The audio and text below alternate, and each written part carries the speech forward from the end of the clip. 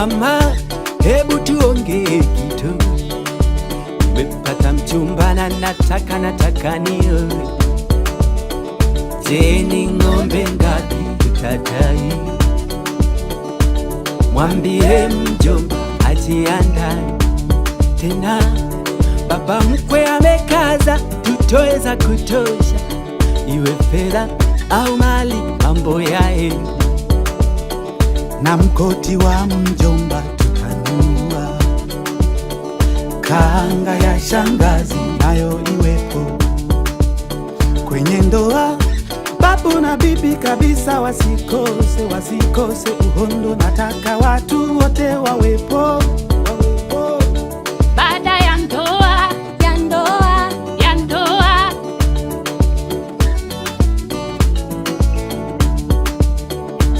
baada ya ndoa,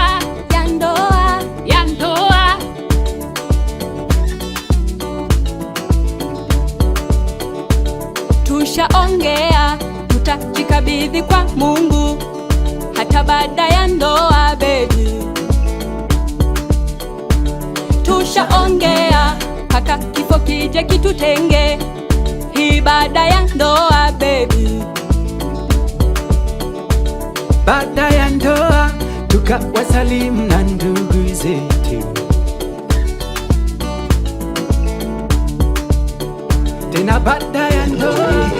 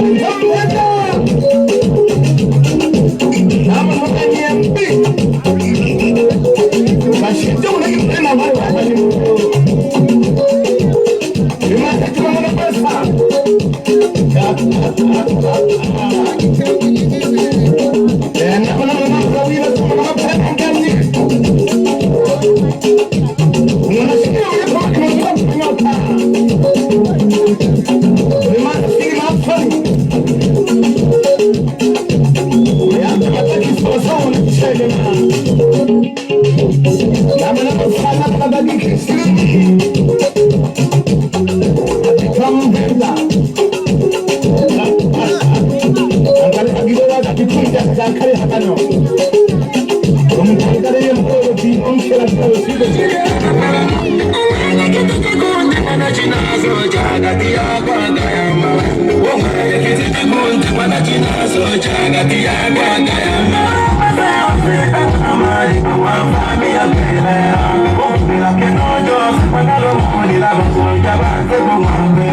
Aone kijijini kwetu,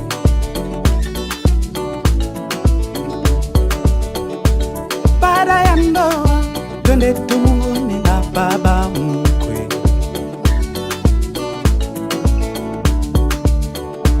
Baada ya ndoa twende kanisani pamoja baby.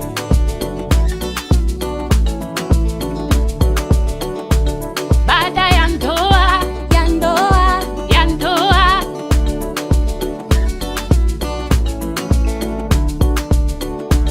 Baada ya ndoa, ya ndoa, ya ndoa.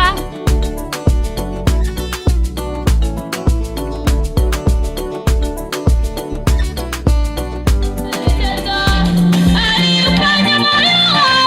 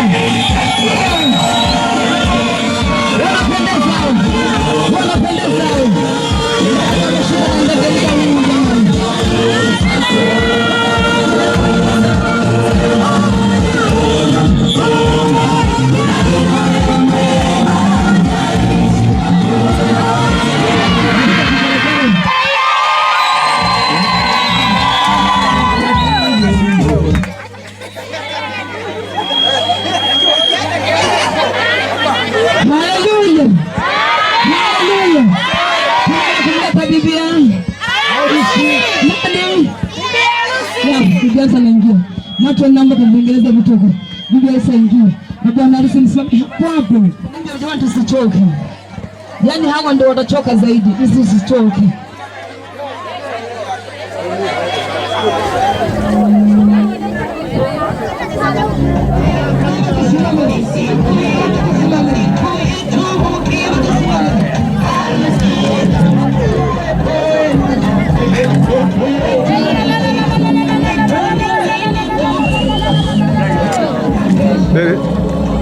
Mejuk.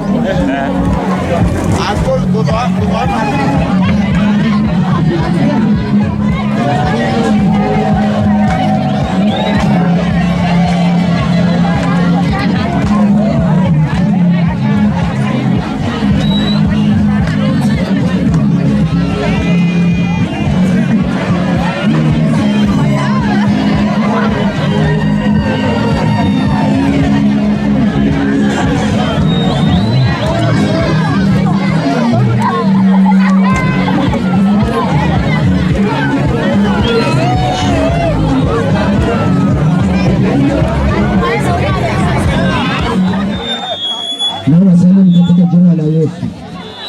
Wakati huu nitamwomba bwana harusi aende, ni mtume aende kumwona, alafu na kumfungua ile kitambaa kichwani, alafu atuonyesheni mwenyewe au ni mwingine. Saa zingine anaweza akatapeliwa. Sawa jamani? Kwa hiyo sasa mtambo muongoze bwana harusi aende kumwona bibi harusi.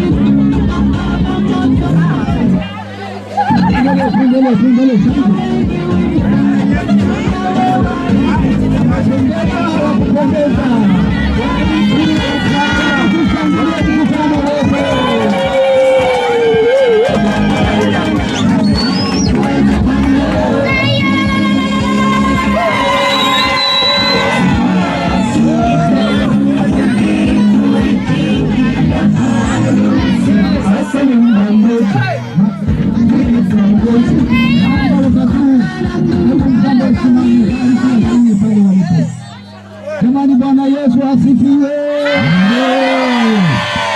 Naomba niulize mkutano huu, ni nani atakayemtoa binti huyu ili aolewe na Shadraka? Priska aolewe na Shadraka. Ni nani atakayemtoa Priska aolewe na Shadraka? Kama yuko ainue mkono, alafu na atamke neno. Karibu.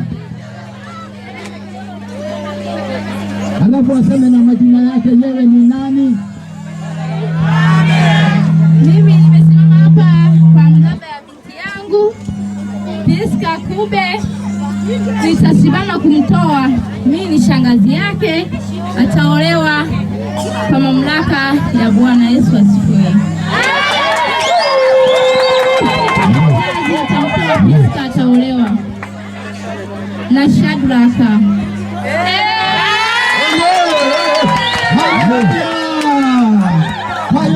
Hebu tumshangilie Bwana. Basi maarifa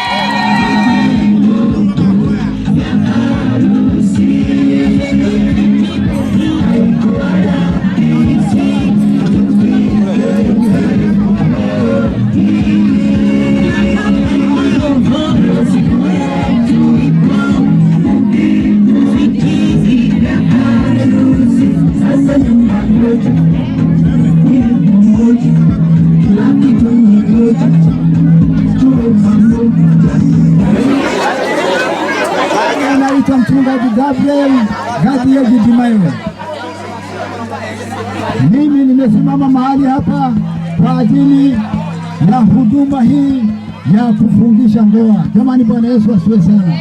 Lakini sasa hivi ninasimama kama mhudumu wa Injili. Naomba tusikie neno la Mungu. Baada ya neno la Mungu ndipo tutaendelea na mambo ya kufungisha ndoa. Jamani, Bwana Yesu asifiwe sana. Wakati naongea hivi, naomba ukae na mtu mwenye Biblia anisaidie, alafu atanisomea maneno machache katika Biblia. Bwana Yesu asifiwe sana. Hebu wakati huu tuombe.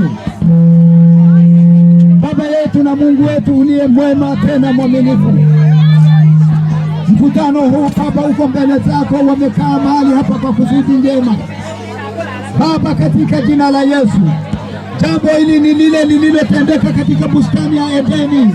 Mungu wetu, wewe uliwakusanya watu siku ile, na hadi sasa Bwana wanaendelea kutii na kutimiza agizo lake.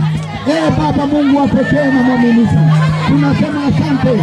Wakati tunapopingwa kipindi hiki, tunaalika uwepo wako katika jina la Mungu Baba, Mwana na Roho Mtakatifu. Amen. Wakati huu kama una Biblia, fungua Biblia yako katika kitabu cha Waefeso. Hiyo nampigia Baba magoti, ambaye kwa jina lake Baba wote wa mbinguni na wa duniani unaitwa. Awajalieni kwa kadri ya utajiri wa utukufu wake kufanywa imara kwa nguvu kwa kazi ya Roho Mtakatifu, kwa Roho wake katika utu wa ndani.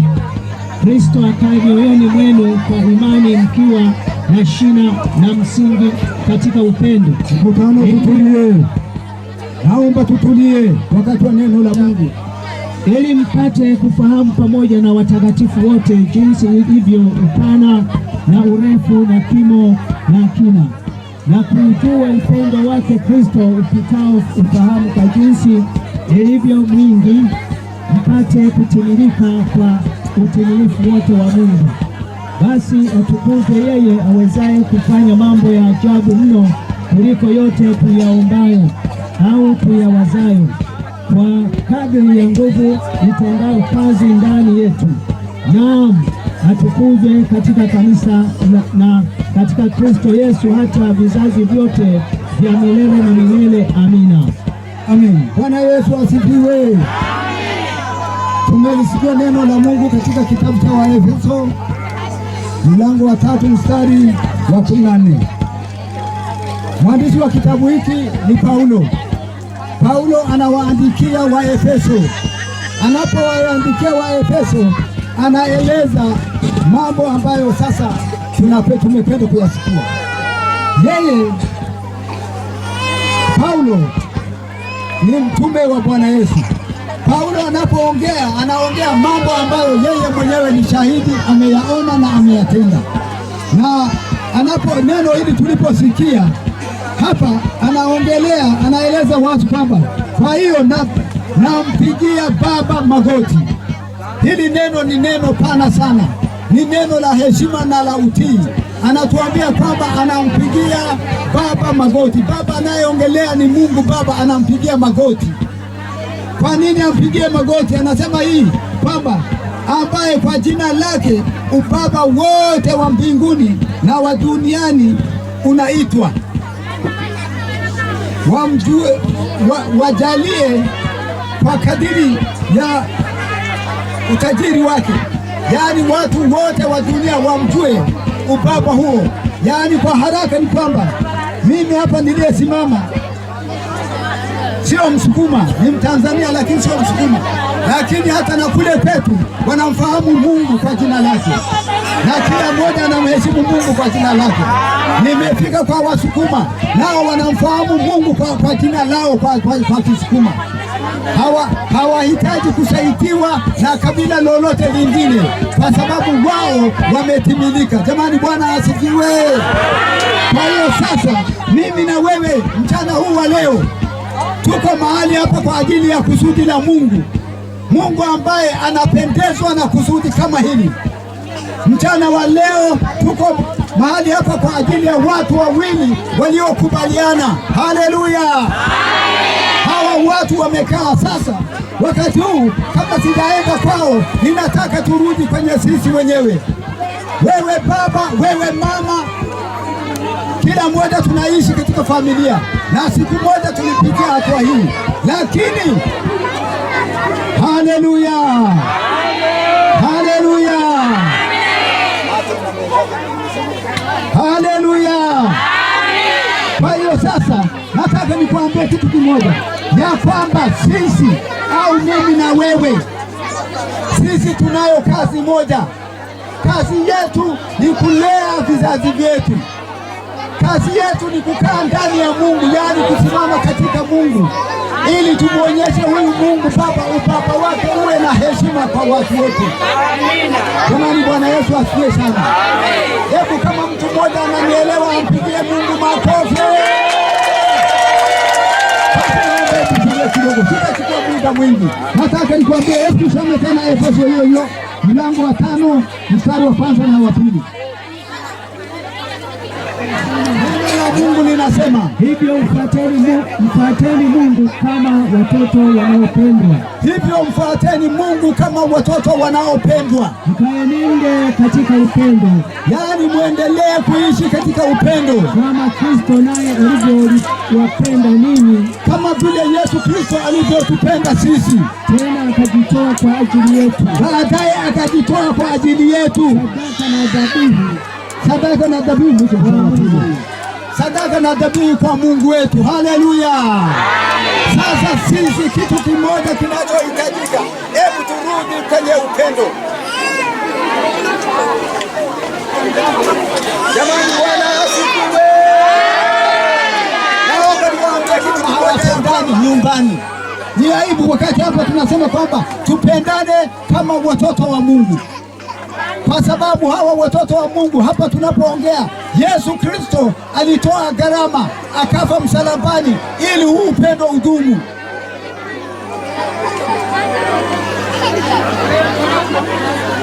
Bwana Yesu asifiwe sana. Hebu nimalizie mstari wa 21 hadi 33. Mlango huu wa 5. Naomba tutulie jamani, kuna mkutano unaendelea huko nyuma. Bwana amala, hali mnanyenyekea katika kichwa cha Kristo. Enyi wake watiini waume zenu. Anasema hivi, nyie wanawake watiini waume zenu kama kumtii Bwana wetu, kama vile unavyomtii Mungu. Unajua, niwaambie hapa, hebu simama kidogo, tuambizane kitu kimoja. Anayekwenda kanisani, hata kama nyumbani ana kiburi, lakini akifika kanisani ananyenyekea, anasema Mungu wangu, sijui Mungu nisaidie. Sasa Biblia inasema enyi wake watiini waume zenu kama vile mnavyomtii Yesu Kristo. Endelea.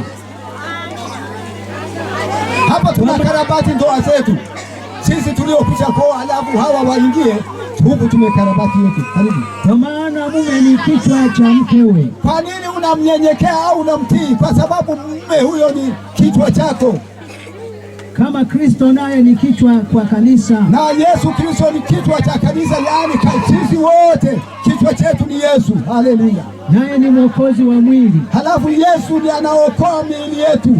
Lakini kama vile kanisa limtiivyo Kristo, kama vile kanisa linavyomtii Yesu Kristo, vivyo hivyo wake nao wawatii waume zao. Hata pamoja na hayo, na kila mwanamke amtii mume wake katika Yesu Kristo, katika kila jambo, kwa kila jambo ambalo analifanya. Enyi waume, wapendeni wake zenu. Sasa niende hili upande wa wanawake, tunakwenda upande wa pili wa sisi wanaume. Wanaume wengine wamepoteza upendo. Sasa leo tunaambia kwamba enyi wanaume, wapendeni wake zenu. Ukiona mwanamke amechekaa, shida iko kwako, sio yeye. Hujampa mafuta, hujamnunulia sabuni, nguo yenyewe yamepauka, alafu unaendelea kuona kwamba kama hapana.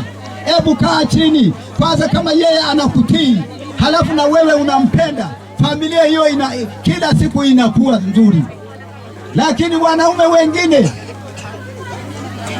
ninaitwaje sio ile neno nimelisahau, kwamba wanaume wanapata washikaji wengine, familia yake anatelekeza, hasa akivuna mpunga,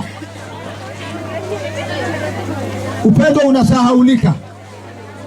Akishavuna kitu fulani pamba, upendo, kwa sababu mke ni wako. Hebu endelea msomaji, tuendelee tusikie habari ya mwanaume. Ili makusudi aitakase na kujisafisha kwa maji katika neno, ili alisafishe kanisa katika maji katika neno, apate kujiletea kanisa tukufu.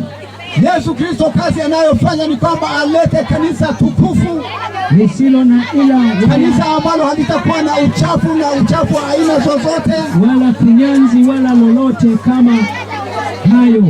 Hakuna yani, haitakiwi kanisa likajiwe kitu chochote mbaya, na kanisa hili linalosemwa ni wewe, sio jengo, bali liwe takatifu lisilo na mawaa. Maana yake wewe uwe takatifu, bala usiwe na kitu chochote, uwe safi. Vivyo hivyo imewapasa waume nao kuwapenda wake zao kama miili yao. Pamoja na hayo yote, wanaume wote, sio wachache, siwaambii wa Kristo au Waislamu au wapagani, wanaume wote wapende wake zao. Nikuulize swali, hivi wewe unampenda mke wako? Wewe unampenda mke wako? Piga sikelele. Akina mama, nyie mnawapenda waume zenu kweli na kuwatii? Kama ulikuwa umejisahau kidogo, rudi kwenye saiti. Na baba, kama umejisahau kidogo, rudi kwenye mpango. Mpango wa Mungu ni kumpenda mke, na mpango wa mwanamke maana yake ni kama unavyojipenda. Maana hakuna mtu anayeuchukia mwili wake popote. Kwa mahali popote duniani hakuna ambaye anachukia mkono wake, hata kidole kiwe kimepinda hivi anasema hata ni kidole changu. Bali huulisha na kutunza kama Kristo naye anavyolitendea kanisa, na mwili wake ule. Yule jamaa analitunza, hata kama awe kiwete hajawahi kujichukia, hata kama awe makengeza jicho lake bado hajachukia. Yani anajiona yeye yuko salama, halafu anasafisha, anapakaa na wanja, hata na wanja anaweka kwa sababu anajipenda. Sasa mwanaume anatakiwa ampende mke wake kama anavyopenda mwili wake, na sawasawa na Yesu Kristo kama anavyolipenda kanisa, na anapopenda kanisa amejitoa kwa ajili ya kanisa, kwa kuwa tu viungo vya mwili wake. Kwa sababu anamwacha baba, anaacha mama, anakwenda kufuatana na mwingine, ataambatana na mkewe, na hao wawili watakuwa mwili mmoja. Alafu huyo mwanaume anaambatana na mkewe, na wote baadaye wanakuwa mwili mmoja. Yani huwezi kuwatenganisha, utafikiri wameshonwa pamoja. Siri hiyo ni kubwa. Siri hiyo Paulo anasema ni kubwa, lakini yeye anaongelea habari ya kanisa. Lakini kila mtu ampende mke wake kama nafsi yake mwenyewe. Naomba tena nirudie, kila mmoja ampende mke wake kama anavyojipenda mwenyewe. Mke asikose kumstahi mumewe. Na mama, wewe usiache kumheshimu mume wako na kumstahi, kwamba baba, pole, leo ulikuwa kwenye sherehe ya kina Chatra, umerudi salama, pole baba yangu. Amen. Amen. Bwana Yesu asifiwe. Amen. Sasa leo wanaume wenzangu na kina mama, nataka niwaambie kitu kimoja, kwamba tunatakiwa kila wakati, kama tumekumbushwa, kama neno hili lilivyotukumbusha, turudi kwenye nafasi yetu. Wewe ni mama, ni kweli, na wewe ni baba, ni kweli, lakini kinachotakiwa ni kwamba ubaba wako usibaki kwenye jina. Hebu ingia kwenye matendo katika maisha ya familia yako. Tusije tukapoteza dira, turudi kwenye mpango wa Mungu. Mpango wa Mungu, mwanaume ni kichwa cha familia, kazi yake kubwa ni kuipenda familia na zaidi mke wake. Bwana asifiwe. Amen. Hebu wakati huu nimwombe mchungaji aombe kwa ajili ya neno. Asante Yesu kwa neema hii. Kwa Bwana, hili neno limetoka kwako, tena ni neno la ajabu sana, tena ni neno la ajabu sana, na ni neno la faraja sana. Bwana Yesu, asante Yesu kwa neema hii, kwa kuwa Bwana umetujenga na hili neno. Ni neno la baraka mno, tena ni neno la amani, katika jina lako Yesu kutulia hai. Asante Yesu kwa ajili ya neno hili, kwa kuwa Bwana naamini hilo ndilo kusudi lako juu ya wanao na watoto wako ambao Bwana leo wanahitimisha darasa hili la ujana na kuingia katika darasa nyingine ambalo Mungu ni darasa Bwana la utukufu na la haki, darasa la ndoa. Ninakushukuru Yesu kwa neema hii, kwa kuwa Bwana umehusika. Naamini Bwana utatenda makubwa na utaendelea kutenda makuu. Asante kwa neema hii, kwa kuwa Bwana utatenda makuu. Ni katika jina lako Yesu Mwokozi, Baba Mungu wa mbinguni, naomba na kushukuru. Amen. Jamani, Bwana Yesu asifiwe sana. Naomba niwashukuru sana kwa utulivu wenu. Mungu awabariki. Hapa tumekaa makundi mawili, kuna upande wa bwana harusi na upande wa bibi harusi. Na leo nataka niwaambie ni siku ya Shadrach na mwenzake na Priska. Bwana Yesu asifiwe sana. Wangapi wamebarikiwa kwa sherehe hii? Tulipoonana nilimwona Mungu, kwamba hapa kuna Mungu. Jamani, Bwana asifiwe. Nilimwangalia Priska, nikamwona Shadrach, nikamwona Mungu katikati yao. Hebu mpigeni Mungu makofi.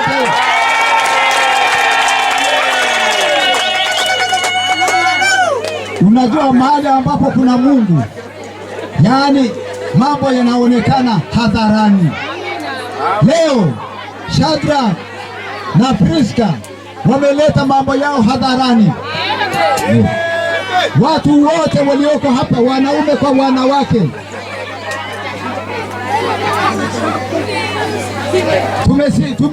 nimesimama mahali hapa kwa ajili ya Shadrach na Priska, kwa mahusiano yao, kwamba wamekaa, wameongea, wamekubali, wakasema hapana, mambo yetu haya sio ya kufumanija. Mambo yetu haya tunampelekea Mungu, tunabebana mbele za Mungu mwenyewe.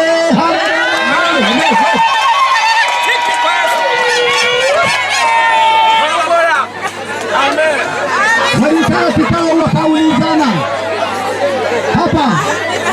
Sasa Priska sijui nitumia lugha gani, inaweza akamwambia, sijui nimwambia Joy, akasemaje? Akasema nini? Akasema nimepata mme.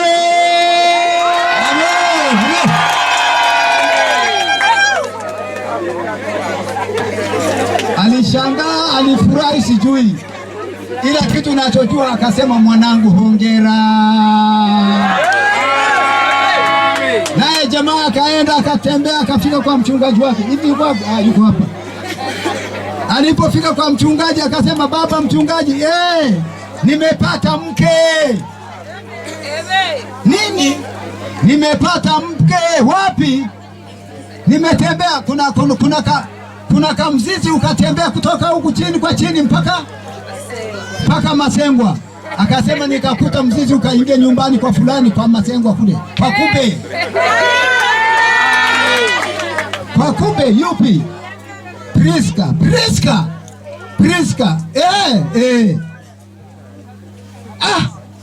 Peli.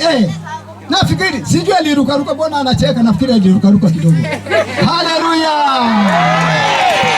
Akasimwambia kijana wangu Shadrach, hongera. Wakasema sasa haya mambo hatutayapeleka chini. Haya mambo tunampelekea Mungu aliyetuumba. Ndio sababu leo tuko mahali hapa. Mimi nataka nikwambie hivi, haya mambo ukiyapeleka kama ilivyokwenda hawa watu ni matamu. Maana mnayapeleka hadharani. Kila mwenye uwifu anafanya lolote, atameza wembe, atakufa peke yake. Mwenye uchawi ataloga mpaka analoga na mtoto wake.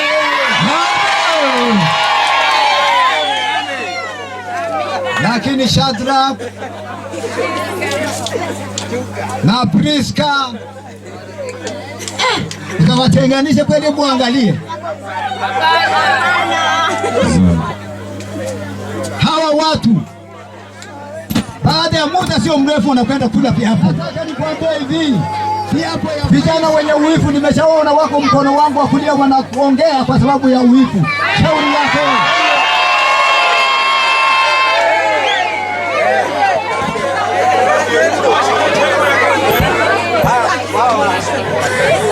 Jamani, Bwana Yesu asifiwe sana. Kama uelewa pombe nyumbani, hapa ni kwa Mungu. Kama ni uwifu jinyonge. Hawa leo tunawakabidhi kijiji. Tuko katika kijiji hiki cha Ilebelebe, tunapata familia moja mpya. Ilebelebe mpo. Pigieni makofi, tunapata. Nimewaona wachache wanaoipa hata kigelegele hakuna. Ila uendelee kukaa hivyo hivyo. Jamani, Bwana Yesu asifiwe sana. Hebu niulize swali, wanapendeza hawapendezi? Wanapendeza. Shangilieni kidogo, hamuoni anavyofanywa?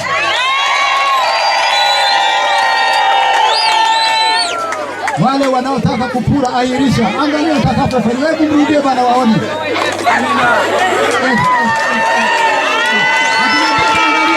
Angalia anapofanya.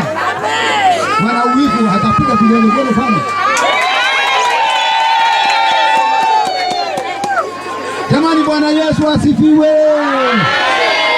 Kwenye Biblia sehemu fulani naongea hivi kwenye Mithali. Jamaa anamwambia mwanamke, wanawake wengine wako lakini wewe umewapita. Na nani leo anaongea hivi Shadrach? Nani wewe unasikia wewe Priska? Wasichana wengine wapo tena wana majina mazuri, Maria, kuna Eva, kuna nani, lakini wewe umewapita. Pale alipofika, alipofungua alipiga tu gumba. Inalipa ilipi? Inalipa. Mpe Mungu makofi.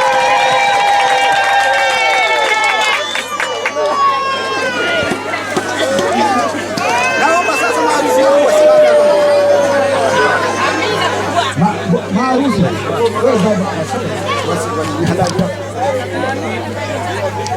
Naomba unisikilize vizuri. Kama utakavyojibu katika siku ile kuu ya hukumu ya kutisha, wakati kisiri zote za mioyo ya wanadamu zitakapofunuliwa, nataka jibu kutoka kwenu ninyi nyote wawili. Kama yeyote kati yenu anayo sababu yoyote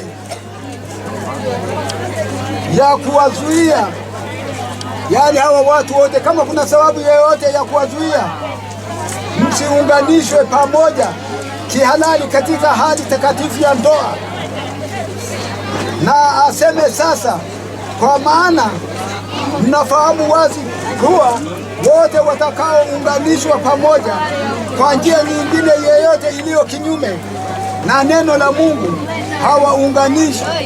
hawaunganishwi na Mungu, na wala ndoa yao si halali. Sasa na kwenda kwa bwana harusi, umekaribia kufanya uamuzi ulio safi na kiapo cha uaminifu kitakacho kugharimu majukumu mazito na ya hudumu. Mwanamke uliyemchagua sasa atakuwa mwenzi wa maisha yako, mrithi pamoja nawe katika mali zako, na malkia wa nyumba yako.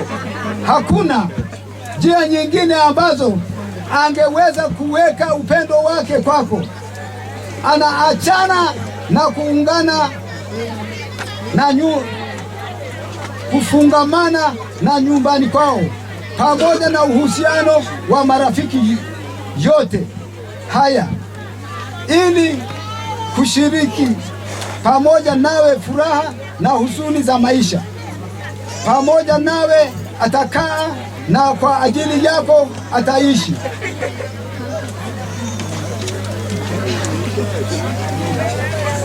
Je, unamchukua mwanamke huyu kuwa mke wako wa ndoa, mkaishi pamoja katika hali takatifu ya ndoa kufuatana na maagizo ya Mungu?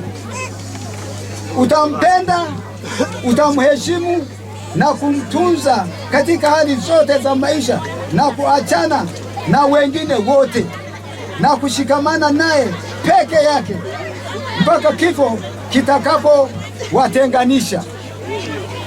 Kama umekubali, sema ndiyo, nitafanya hivyo. Ndio. Nitafanya hivyo. Malizia. Ndio. Nitafanya hivyo. Makofi kwa Bwana Yesu.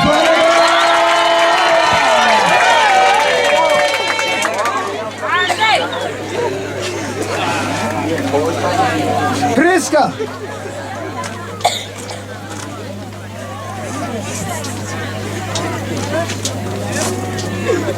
nawe pia unaingia katika majukumu mazito. Yeye anayekwenda kukuoa anatazamia kutoka kwako faraja wakati wa majaribu. Tabasamu yako na iwe kama siku ing'arayo, inayong'aa kwake. Sauti yako iwe kama muziki mtamu. Juhudi na iwe utajiri wake mkuu.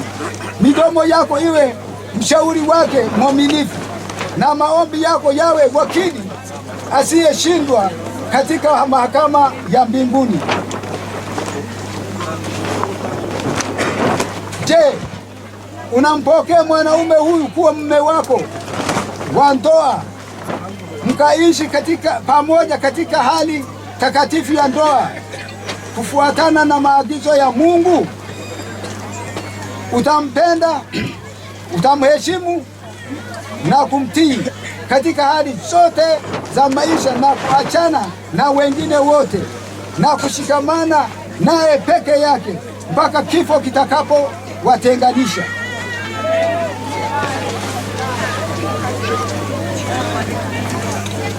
Kama utakubali, sema ndio, nitakubali hivyo.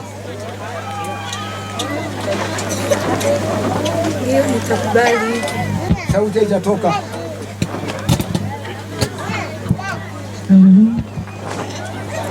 Sema ndio, nitakubali, ndio, nitafanya hivyo. Ndio, nitafanya hivyo. Vigelegele.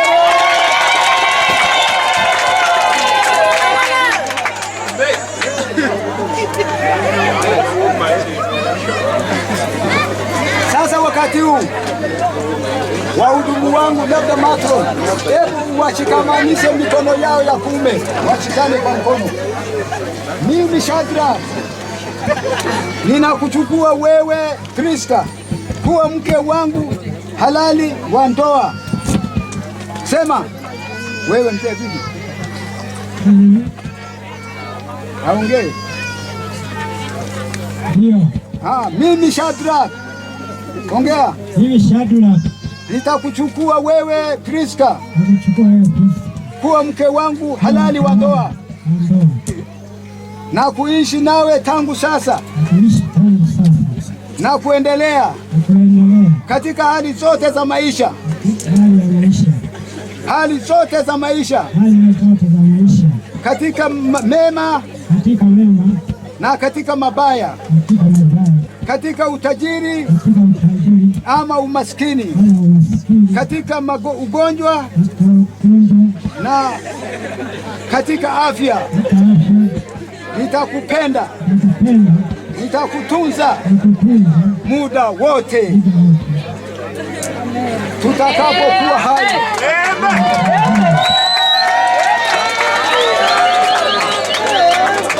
Subiri kidogo. Daima nitakupenda. Daima nitakupenda. Kama Kristo alivyolipenda kanisa. Hivyo ninakuahidi uaminifu wangu. Ninakuahidi uaminifu wangu. Nionyeshe nione huo uaminifu.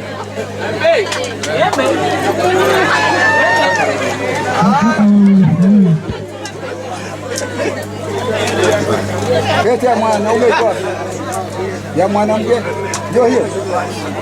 Niletee mwambie.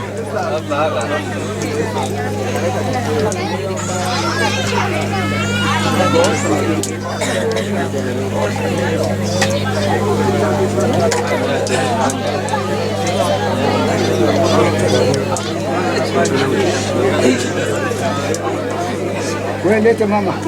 Lete na unahitaji. Jamani, Bwana Yesu asifiwe. Shadrach anaonyesha ahadi yake, anampa pete hii mke wake Priska, kwamba Priska, jamani, naangalia hakana kifundo ambaye itasema kwamba hapa ni imeanza au imetoka. Kwa hiyo anaonyesha kwamba maisha ya yeye na Priska ni mzunguko usioisha mpaka kifo kitakapowatenganisha. Kwa kweli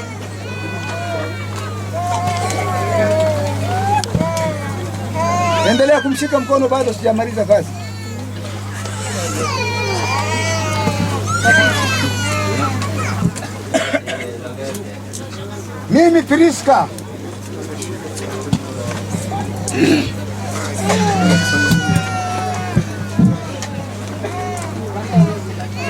Mimi Priska ninakuchukua wewe Shadrach. Mimi Priska nakuchukua wewe Shadrach kuwa mume wangu wa halali wa ndoa. Hebu makofi kidogo msikilizaji. Nakuishi nawe tangu sasa na kuendelea. Mkutano, tutulie. Katika hali zote za maisha, katika mema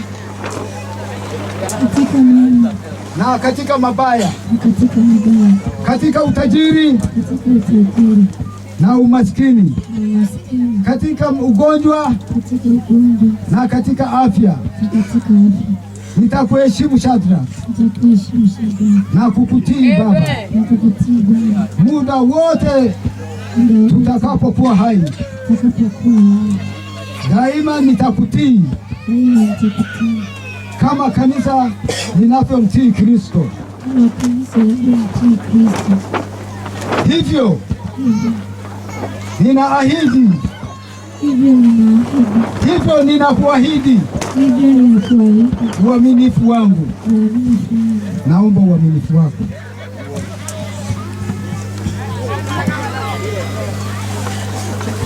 Priska naye anasema, na mimi mchungaji sio mchache, ninayo jambo la kumwonyeshea Shadrach. Hii sijui inatoka wapi. Hii ni kiwanda gani? Hebu angalia jamani, India, Ulaya. Mali ya China si ya hovyo hovyo. Hii ni England. Eti imetengenezwa. Hai jamani, hebu mchungaji aione baadaye nisije nikasema mimi pekee. Mchungaji kote, hebu angalia. Iko vizuri. Vizuri eti. Jamani, makofi kwa Yesu. Niliwaambia mapema kwamba hawa watu mambo yao haya wameanza mpaka wakapeleka kwa Mungu, na bado mpaka sasa Mungu yupo na Mungu ataendelea pamoja nao. Kazi yako mimi na wewe ni kuomba chini chini kwamba Mungu endelee kuwabariki hao. Amina, amina. Usiombe neno lolote. Ukiomba neno lolote wewe ni mchawi. Kwamba Mungu wabariki hawa watu. Mungu mkumbuke Shadrach. Mungu mkumbuke Priska. Mungu Priska na Shadrach sasa hivi majina yanabadilika. Sasa hivi hata nyumbani mnafikiri kuna Priska tena, kwani kuna Shadrack tena? Ni baba, mama, mama, baba.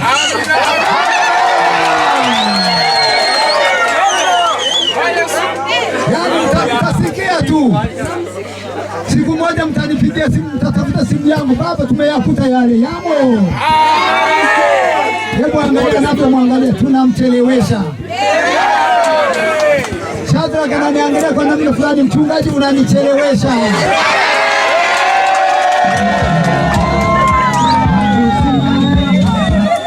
Na Priska naye anasema mchungaji unanichelewesha, nimetoka mbali leo hii.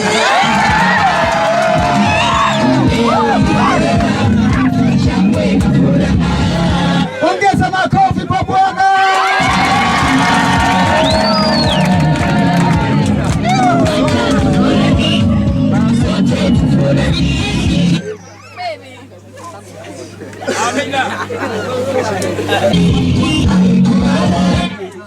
Bwana Yesu asifiwe sana.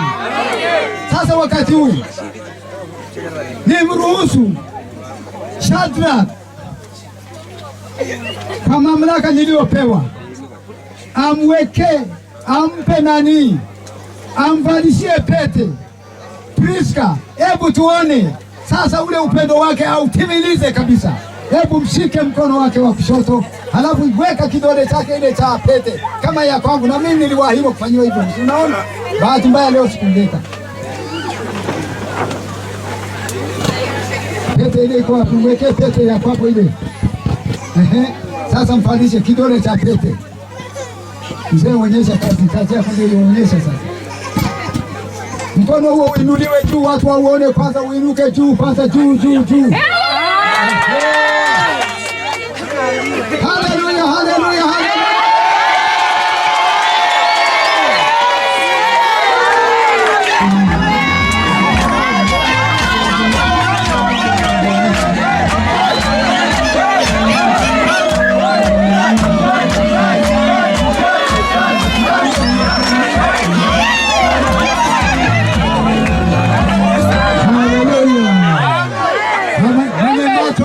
Tazama, umeona, ujaona? Umeona, hebu ongeza makofi.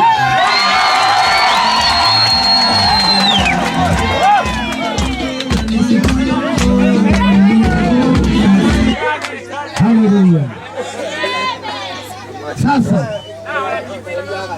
simeona ya jamaa. Sasa tunakwenda tuone naye kwake Priska, na kuruhusu umvalishie Shadrack pete yake. Hebu tuone tena nini kitatokea. Hebu karibu. Pete, mvalishe. Na mkono wa kushoto juu, umshike mkono wake. Usinyalie peke yako, yeka tena.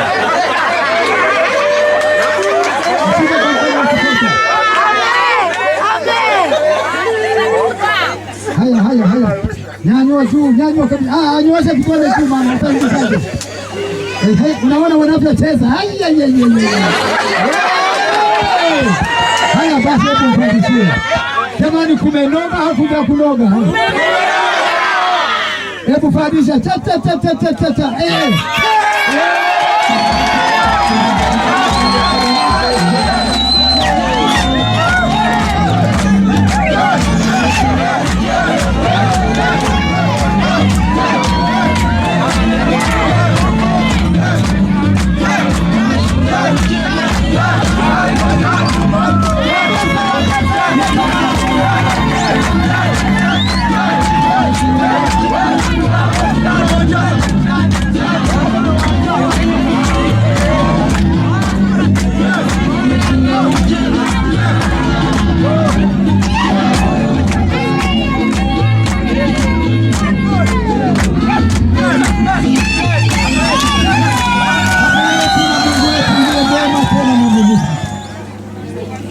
Baba, katika jina la Yesu, hapa Kilebelebe wanao wamekubaliana kwa moyo mmoja na kwa upendo. Baba, pete walioiweka mikononi iwe ishara ya maisha yao ya kudumu. iwe ishara ya kweli, iwe jambo la maana katika maisha yao. Baba, watu hawa wabariki, bariki mioyo yao, bariki ndoa zao, bariki Bwana uzao wao. Baba, uwe pamoja nao. Mungu Baba, ninaomba ni katika jina la Yesu, wakazae watoto wa kiume na wa kike, ukawabariki na kuwainua Baba, wakapate kwa baraka, wakapate kwa baraka katika kijiji, wakapate kwa baraka katika kanisa, wakapate kwa baraka katika jina la Yesu. Baba, uwe pamoja nao. Baba, uwabariki na kuwatunza. Ninasema asante, ni katika jina la Yesu nami nimeomba na kuamini, amen. Amina. Ya upendo wake, tunamshukuru Mungu kwa sababu ya upendo wake. Mmekubaliana kwa pamoja katika ndoa takatifu na kwa ahadi na kuahidi uaminifu kati yenu kwa ndoa na kupokea pete mbele ya Mungu na mbele za mashahidi hawa, na kwa mamlaka niliyopewa kama mhudumu wa Injili na kama msajili wa ndoa kwa mujibu wa sheria ya Jamhuri ya Muungano wa Tanzania, ninawatangaza watu hawa kuwa sasa ni mme na mke katika jina la Mungu Baba, Mungu Mwana na Roho Mtakatifu, na aliyowaunganisha Mungu mwanadamu asiwatenganishe. Amen.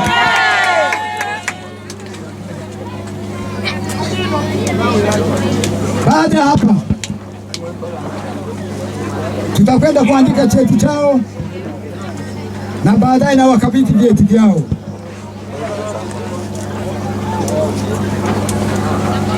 Na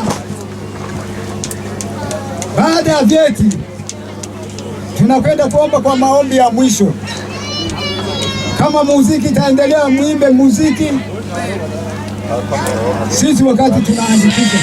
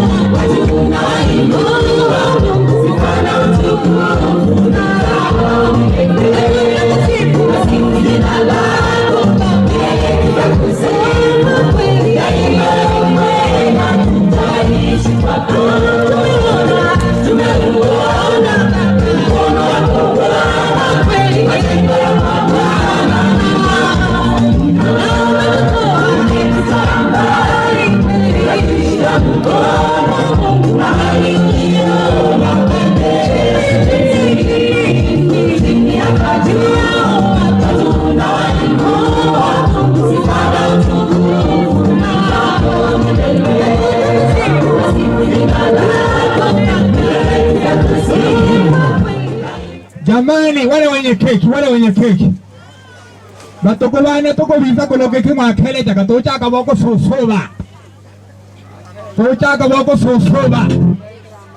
abageke bale ku keki tolela hapa mche boko sosoba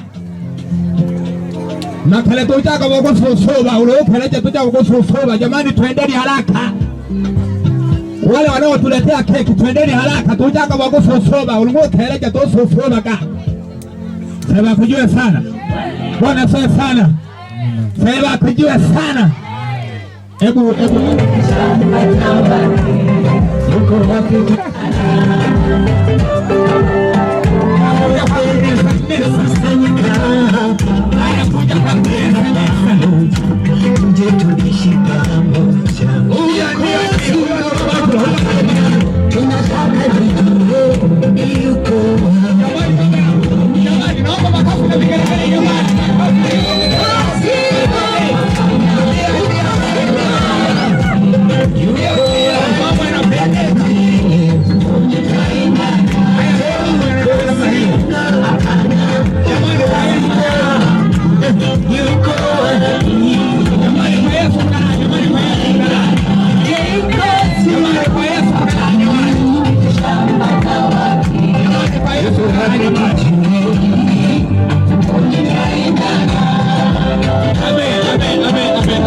Wangapi bado wana amani? Hebu wapungie Bwana Yesu mkono wao.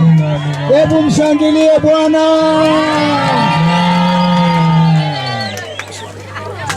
Tunafikia mwisho kabisa katika upande wangu. Jamani, Bwana Yesu asifiwe sana. Amina. Unajua, njoo nikwambie kitu kimoja. Ukiokoka, umemwamini Yesu, alafu unafanya mambo yako kwa Yesu. Hebu angalia hawa watu wote kwa ajili ya watu wawili. Uongo kweli?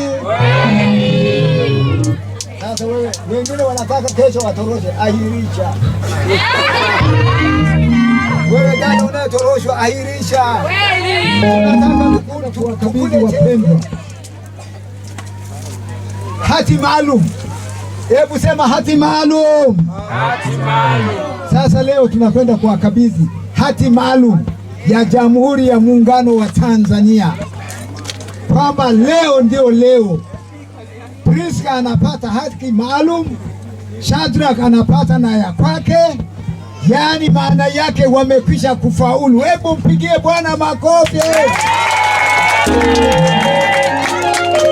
Kwa kweli, pamoja na kwa mamlaka niliyopewa, kabla sijatamka hayo mamlaka, hebu nimwombe Mungu mamlaka ya Baba wa mbinguni. Hebu tuombe, funga macho yako.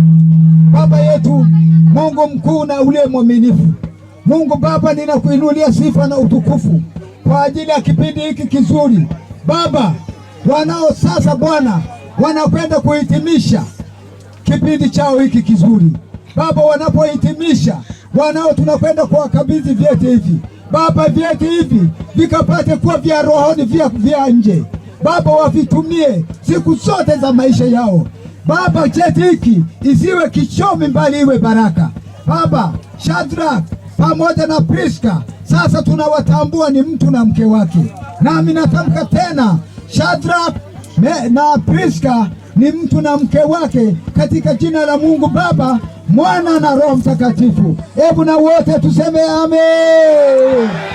Sasa hivi sasa nakwenda kukabidhi cheti hadharani, mchana peupe, mbele ya watu wote. Sasa Shadrack, karibu upokee cheti chako. Halafu ukipokea waonyeshe, yaani waonyeshe waweze kutulia, waweze kufunika midomo. Hebu shika, halafu waonyeshe, shika hivyo, waonyeshe, geuka tena, wageuzie hao. Amen, amen, amen, amen, amen, amen, amen. Amen. Amen. Inatosha. Amen. Amen. Amen. Amen. Amen. Priska, karibu upokee cheti chako. Amen. Kuna wengine wanakubeza, wamekaa kinyongo ili waweze kukaa kimya. Hebu shika hii. Jamani, makofi na vigelegele kwa Yesu jamani.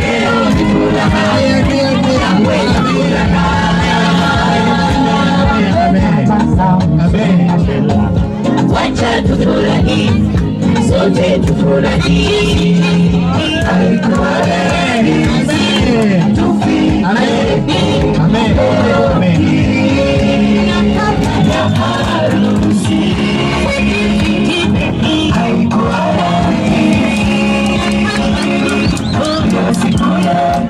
Wakati huu ni mwombe mchungaji Mtemi aombe kwa kuahirisha, kwa kufunga ibada yetu hii ya ndoa, ili tuendelee na keki. Baba, katika jina lako Yesu kitulia hali, naamini Baba, kila tukio linalotokana na sisi kuishi linatokana na wewe Bwana.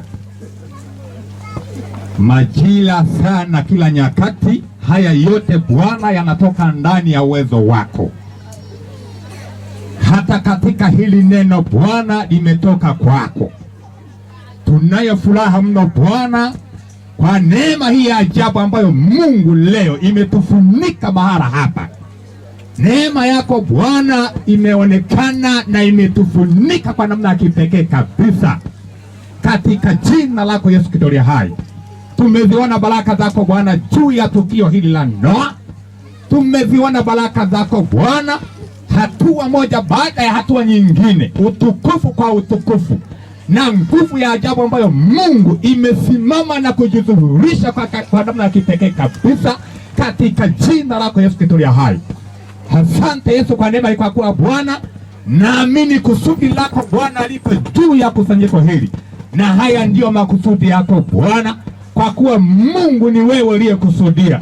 Tunaomba Bwana hatua nyingine na kila tukio linalofuata Bwana ukae pamoja nasi, utuwezeshe na kututia nguvu kwa namna ya kipekee. Matendo yako makubwa yakazidi kuonekana, yakaripuke juu ya tukio hili, yakaripuke kwa namna nyingine, yakaripuke kwa namna ya kipekee, yakaripuke kwa jina la Yesu, katika jina lako Yesu Kristo hai.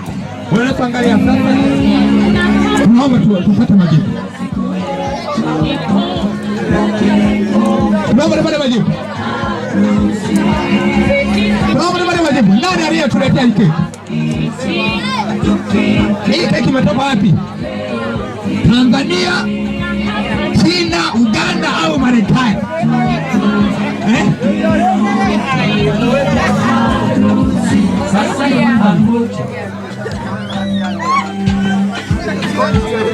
Twende.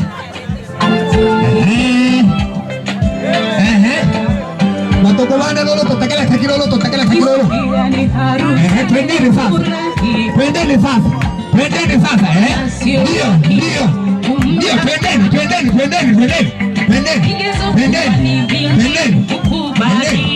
Haya.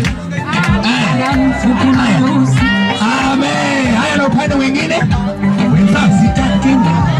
Kata tu kwa makini. Kata tu kwa makini. Hamjui Mungu. Kata tu kwa makini. Kata tu kwa makini. Sasa nimeshapata. Amen. Jina la Bwana libarikiwe sana. Jina la Bwana libarikiwe sana. Jina la Bwana libarikiwe sana. Lakini Bwana Yesu asifiwe. Jamani, tulia. Hivi Priska, hii ni siku yenu. Msiwe mnakata kwa kutetemeka, wala msiogope. Hii ni siku yenu, na hili tukio huwa linafanyika mara moja. Yaani mnatakiwa mji, yaani mji nafasi, yaani mji wage. Si mna cheti sasa. Wala suatana. Sasa nani Priska? Inaonekana labda shatu kidogo mapigo labda anapiga. Hebu shika kidogo kifua chake mapigo uone kama yanaendaje. Shika kidogo mapigo yanaendaje. Wewe shika tu. Shika kifua chake. Labda hebu angalia mapigo yanapoenda. Hebu angalia kama yanaenda kwa kasi, yanaenda polepole au hayaendi kabisa, utatupa jibu kwamba yanaenda kwa kasi, hayaendi au yanaenda haraka. Hebu shika tu, usiogope. Shika rafiki yako. Shika. Wewe rafiki yangu, hebu shika bwana. Bwana asifiwe. Amina. Ashadi. Hebu shika kifua chake, angalia mapigo kama yanaenda haraka sana au hayaendi. Ndio. Hebu shika. Ndio. Fanya. Wewe msisi. Hapa mkewa.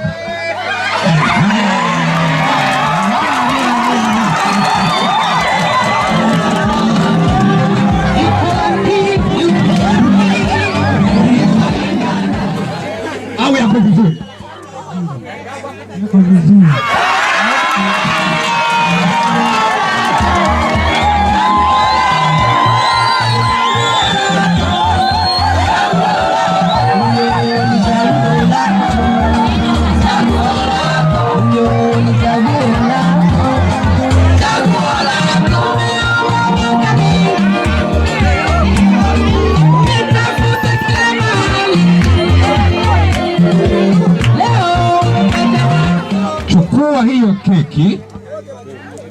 Na wewe Priska, chukua keki alafu mzishikilie, baadaye nitawapa maelekezo ya kufanya. Kila mmoja chukua ya kwake.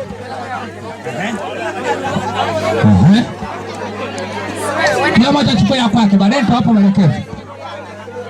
Shadula akachukua keki. Priska akachukua keki.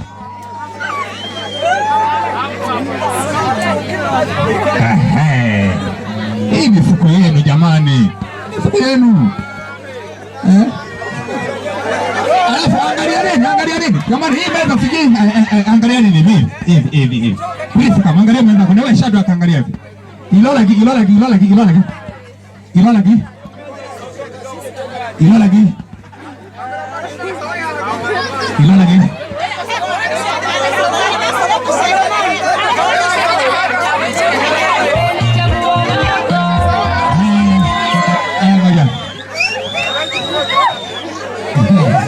Sasa Shadrack,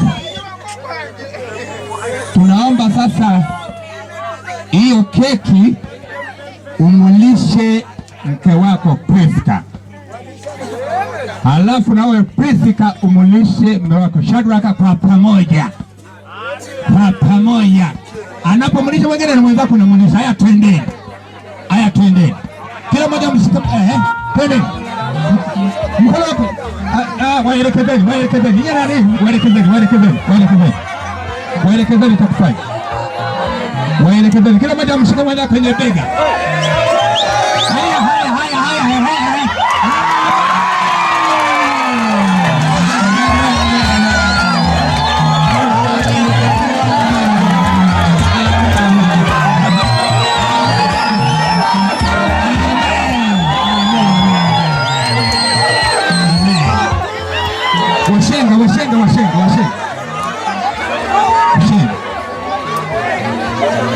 Washenga.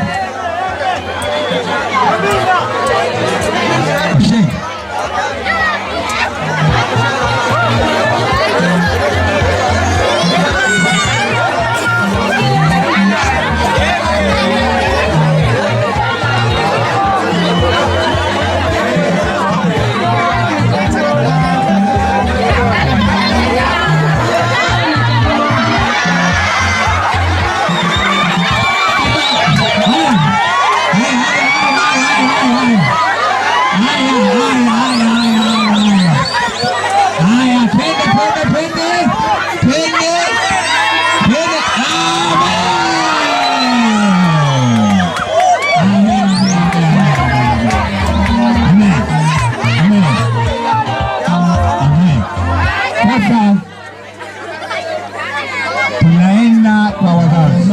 Mambo yanapendeza. Amen.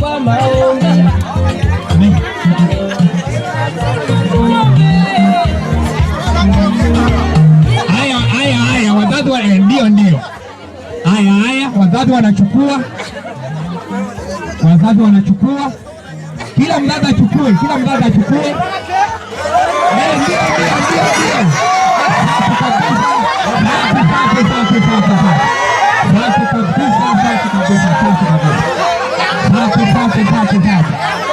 Jina la Bwana libarikiwe sana. Wakabidhi wazazi. Asante kabisa. Mambo ndivyo anapoenda hivyo, mama atachukua, wazazi wanachukua keki. Jina la Bwana libarikiwe kabisa.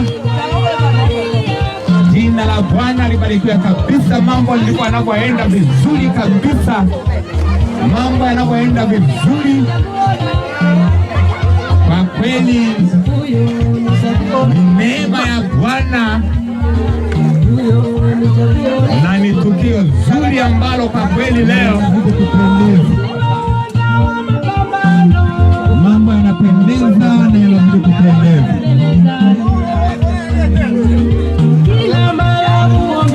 Mambo ndipo yanapozidi kupendeza. Ndio. Mambo yanapendeza kabisa. Mambo yanapendeza.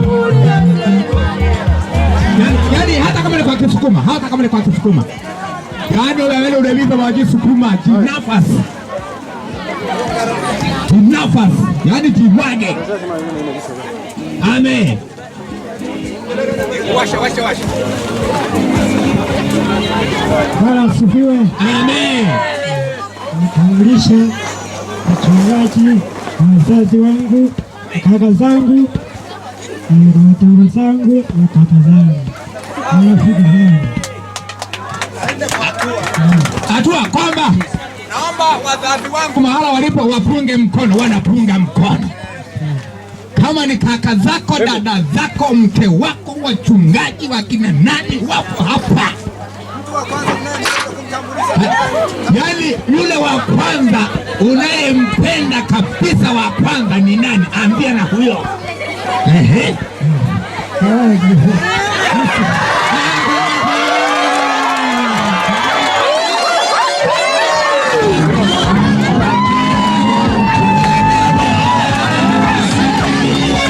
Amen.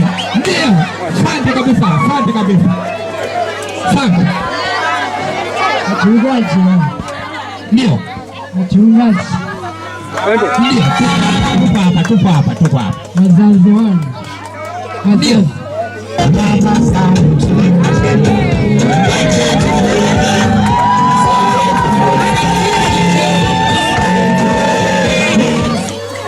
Ndio. Hao ndio madada zake hao. Kama kuna wadogo zako, Kaka zangu. ndio wadogo zako wako wapi? Punga mkono. Safi kabisa. Ndio. Wako wapi mashangazi? Mko wapi? Shangazi mko wapi? Hawajahudhuria. Kaka zangu. Ndio. Kaka zake wako wapi? Safi kabisa. Safi. Ndio, wakina mjomba sijui nini Mjomba. wajomba zako wako wapi? Hawajahudhuria. Ndio. Jamaa, ndugu na marafiki. Ndio. Marafiki wote tupunge mkono. Amen. Amen. Amen. Asante kabisa, jina la Bwana libarikiwe sana. Amen. Amen. Safi. Mungu akubariki sana. Unaweza kukaa. Basi tunarudi kwa Priska. Karibu sana mama yangu, simama ili uweze kututambulishia ndugu zako. Karibu sana mama yangu. Mungu akubariki sana.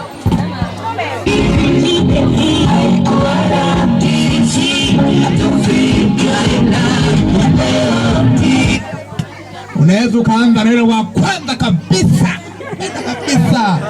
kwamba huyu ndiye mwenyewe.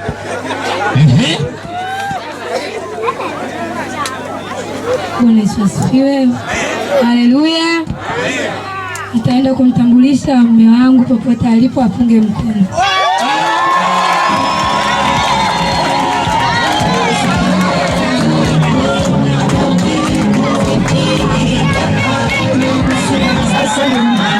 Amen. Bwana asifiwe. Nitaenda upande wa wazazi. Baba yangu anaitwa Kube Shilinde, popote alipo wasimame apunge mkono. Nitaenda kumtambulisha mama yangu kipenzi, anaitwa Felista James Kafula, popote alipo. Bwana Yesu asifiwe. Nitaenda kuwatambulisha mama zangu wadogo, popote walipo wasimame wapunge mkono. Bwana Yesu asifiwe. Nitaenda kuwatambulisha bibi zangu, popote walipo wasimame wapunge mkono. Bwana asifiwe. Nitaenda kumtambulisha shangazi yangu, popote alipo asimame apunge mkono. Bwana Yesu asifiwe. Nitaenda kumtambulisha dada yangu kipenzi. Amina. Anaitwa Anastanzia Kube, popote alipo asimame apunge mkono. Bwana asifiwe. Amen. Kidogo ni msahau mchungaji wangu, popote alipo mamangu asimame apunge mkono. Bwana asifiwe sana. Sitamsahau na mwangalizi wangu, popote alipo asimame apunge mkono. Amen. Asifiwe. Amen. Nitaenda kuwatambulisha na kanisa la Masengwa, popote walipo wasimame wapunge mkono.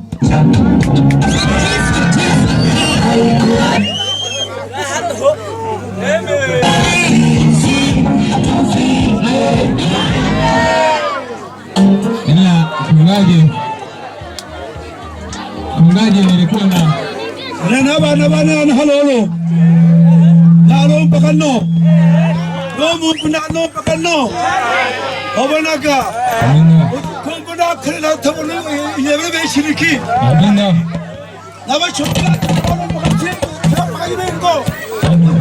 obonaga oero ale ho na nani kaji amina afye jo komi ko bana amina. Barikiwa sana, barikiwa sana.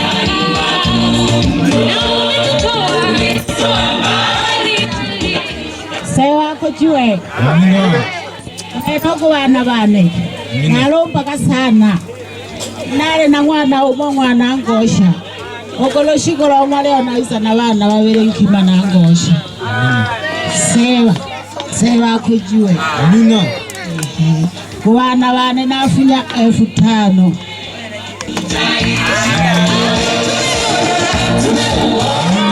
None nanomba sana Mungu kukubaraka chabadogo bane nenosha dulaka kaka wane mwana mwa sengi uyunene sengi unosha dulaka kamoge tuwamde mwana wawa unosha dulaka nkuruwane kwa naromba sana kuzunguka gokwe lelo pandika Sawa Yesu akujue sana. Amina. Shadrako waje kushigugu mwane tamala mwaka dole chola baniki.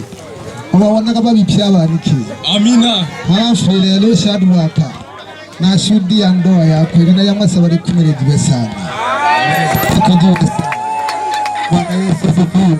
Amina. Ana talaga mwanchi bwaho nalifungaji. Mwana baadhi ya ngombe manyangu. Nawa yuko hudumu ngata na wakati ya Pasaka wadogo bane nalomba sana na ndio vijana mingi sana karibu sana Mwashigo Center naho na mchungaji wa kanisa la FPST. Mungu ambariki sana. Zawadi ya 10,000. Amina. Asante sana. Atoa zawadi halafu kama mna neno la usia naweza kuzungumza baba.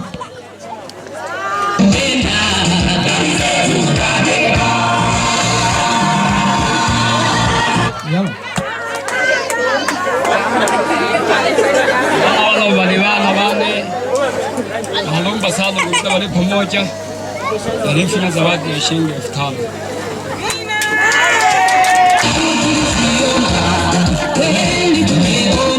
Chama uliza ndo kamiliki haha. Kwa dole yimane yao kwa ndio sana ndio hapo ya karibu shilingi 5,000. Kwa majina naitwa Mahembe Mkindo. Toa zawadi ya umoja. Nimuombe mama mchungaji wangu aje huku. Nimuombe mama mchungaji wangu aje huku.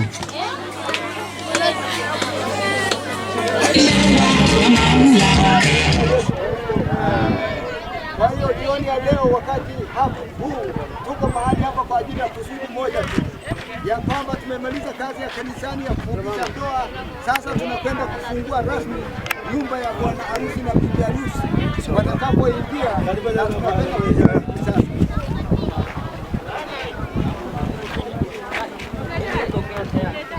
Tumetumia kidogo kwa sababu kuna ustaarabu fulani unafanya ili kazi iwe sio nzuri sana. Yesu sasa kwa kweli mpaka hapo. Asanteni.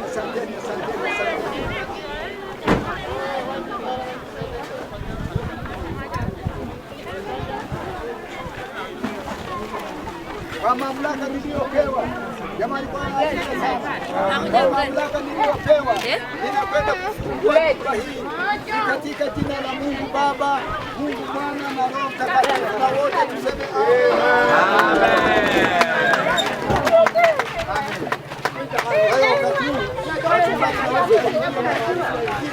halafu tunapenda kuombea nyumba hii.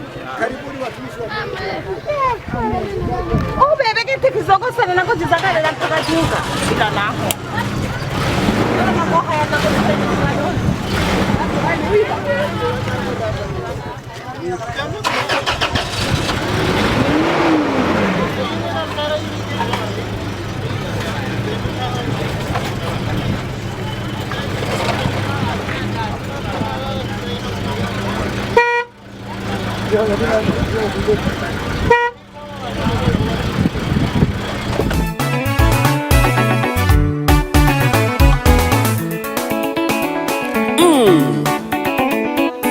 Sikia maneno ya Mungu, ewe mwanandoa. Siche Songoro, tunakusihi utunze ndoa yako Mungu aliyokupatia. Sikia wewe.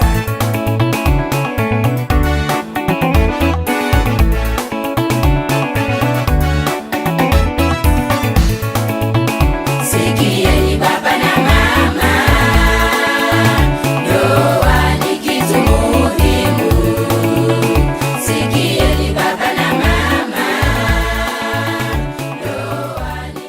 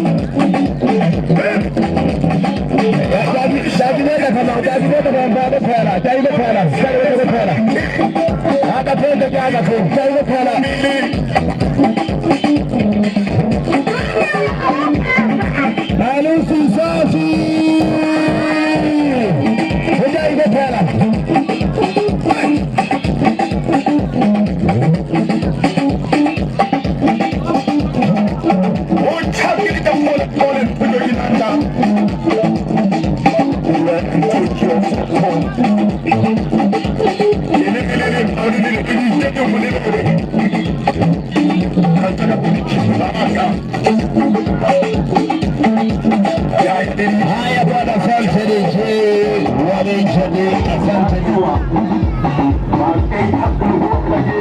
haya bwana, asante Mwanga Soleri, safi.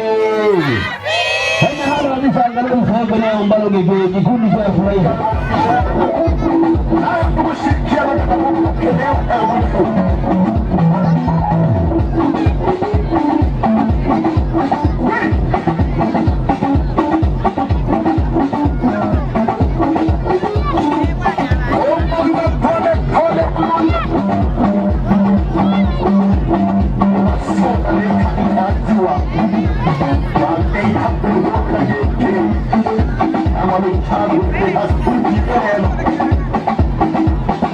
haya bwana, asante Mwanga Soleri, safi. Nipangani fangarula na adio mwanachumi ambalo ndio kikundi cha furahisha Mwanga Soleri, shilingi 2,000 ya Kitanzania. Lena kichuni fangarula hizo hapo. Haya bwana, asante DJ Mwanga Soleri, safi.